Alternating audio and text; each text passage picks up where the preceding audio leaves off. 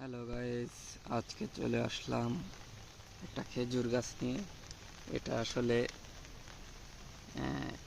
খেজুর, সৌদি খেজুর। এই গাছটা আমরা লাগিয়েছি, এই দেখতে পাচ্ছেন। এবং এই যে কয়েকটা চারা দিয়েছি, সাথে একটা তুলসী গাছও আছে। তুলসী গাছটা অবশ্য লাগিয়েছি দেখা গেল ঠান্ডা কাশি এই ক্ষেত্রে মধুর সাথে যদি খাওয়া যায় তুলসী গাছটা, সেই গাছে সেই ক্ষেত্রে অনেক উপকারী আছে। এই তুলসী গাছের অনেক উপকারিতা, ঠান্ডা কাশি, পেটের বদহজম সেই ক্ষেত্রেও কাজ করে তুলসীর পাতা।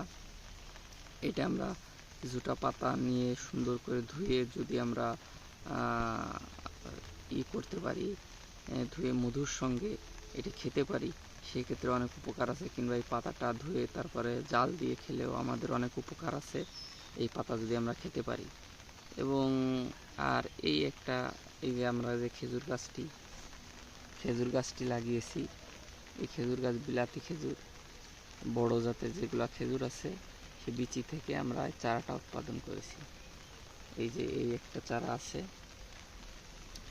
এবং এই তুলসী গাছ সাথে রেখেছি, যাতে দেখা গেল বাড়ি অনেক সময় দেখা গেল অনেক জ্বর সর্দি, এই ক্ষেত্রে আমরা এই তুলসীর পাতাগুলো ব্যবহার করে থাকি। আপনারাও ব্যবহার করতে পারেন। ছাদে দেখা গেল অনেক সময় ফাঁকা জায়গা থাকে, সেই ক্ষেত্রে আপনারা এই তুলসী গাছগুলো আপনারা লাগিয়ে রাখতে পারেন।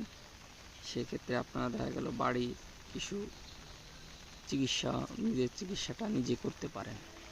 সেক্ষেত্রে অনেক একটু বেনিফিট পাবেন আপনি। এবং ছাদ কৃষির ক্ষেত্রে খেজুরগুলো আসলে ছাদে লাগানো যায় না, এটা আমি জানি, কিন্তু সেক্ষেত্রে আমাদের পাশে কিছু জায়গা আছে, আমরা গ্রামের বাড়িতে থাকি, পাশে জায়গা আছে, এটা একটু বড় হলে আমরা পাশে লাগিয়ে দেব। আর এই কিছু তুলসী এটা আপনারা লাগাতে পারেন ছাদে। এটা আপনাদের ঘরের চিকিৎসার ক্ষেত্রে আপনার লাগতে পারে, কারণ এটা ছাদে লাগালে ছাদে এটা হয়, সমস্যা হয় না।